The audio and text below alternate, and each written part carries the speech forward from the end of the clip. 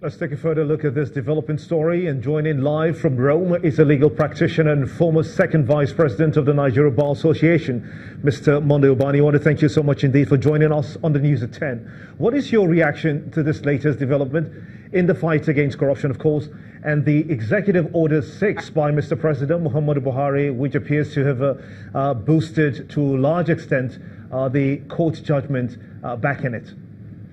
Well, you must agree with me that 90% of Nigerians today will want the current president to succeed in this claimed fight against corruption. And whatever that can be done within the means of the law to accomplish that will be actually applauded by Nigerians. And recently, the Federal High Court validated the executive order of the president with regards to issue of dissipation of properties of those who are under investigation. But it must be emphasized that the court did not give any blanket order to the executive to exercise acts that are considered judicial, even in this fight against corruption. And I am at loss at this issue of travel ban that is placed on some certain citizens. In as much as we want to know the names of those who are placed under the ban, we must also advise, and this is with a measure of responsibility, that the president must not commit an act that is purely within the purview of the judiciary. If there is any person that's supposed to be placed on ban, the judiciary must be aware of such person and place such an order. It speaks of executive order if the president now goes ahead in order to exercise an act that is purely judicial by placing certain persons under travel ban, because that is clearly a violation of their right of movement. Is this the first time, though, such a decision is taken to track down people involved in alleged financial fraud? Because the opposition have called it several names. According to the publicity secretary, Kola Ologbondiyan, he said it's draconian, and he said it's clearly targeted at members of the opposition parties, perceived political enemies of the president as well. What are your thoughts?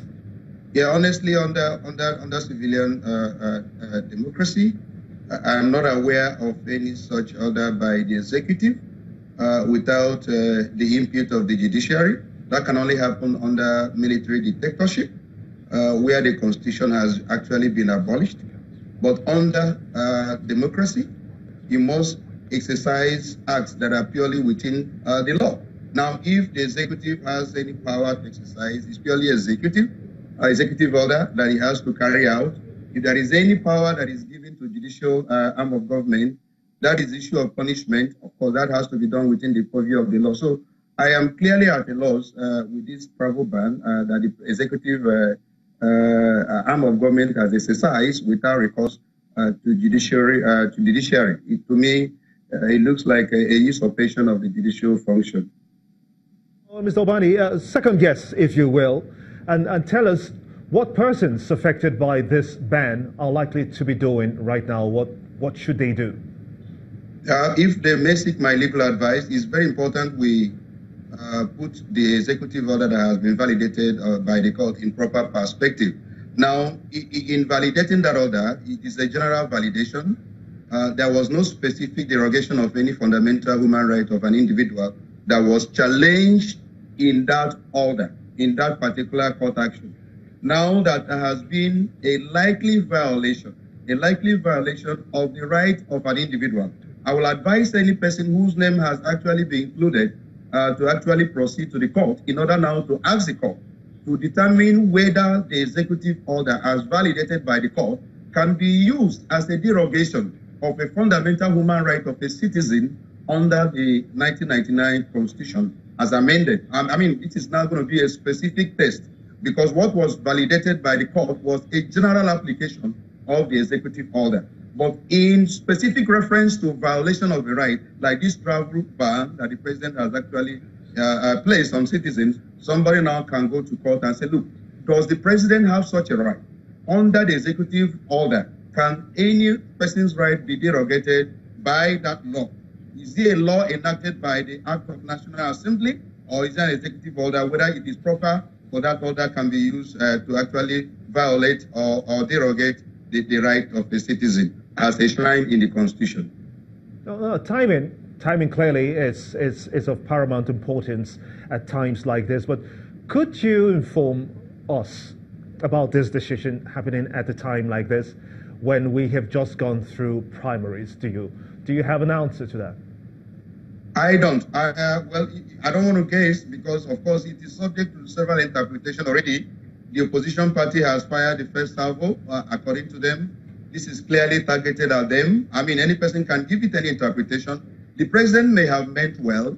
Well, the point is that the names of those who have been placed on that travel ban has not actually been made public. So it will be very hasty or very premature for anyone to begin to assume that is targeted against the opposition. But it is something that is actually subject to several interpretations. And I don't think it is the proper thing for us to do at this point. We are heading towards election, and I don't know whether the president himself has received what he call quality legal advice before this particular order is actually being pronounced today. I don't know. But this is a political era we are in.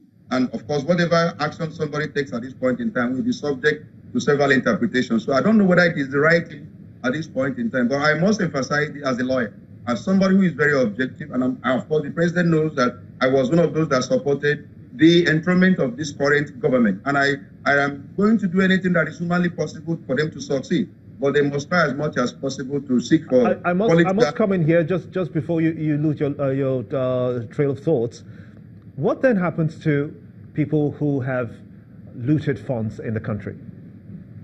I believe that if any person has actually looted any fund of our country, because we want to fight corruption, we must ensure that those people are tried under our law. Prosecution, but not persecution. And in doing that, we must be holistic in the fight. And as I said earlier, in several interviews that I have carried out, I keep on saying that, look, arresting individuals who have committed corrupt practices is just one aspect of fight against corruption. There are many other ways we need to actually fight corruption in this country. One is laying a solid structure that will discourage corrupt practices in Nigeria. Well, I've not seen that being done presently, because almost things that have been done before in the civil service, corrupt practices is still going on there, in the police, in almost all the government agencies. So we need to make it a holistic fight. Arresting people is very good. It's just one aspect, one minutest aspect of this fight against corruption. We need to lay a solid structure on ground that will make the fact of practices. That will be a good place to let it rest.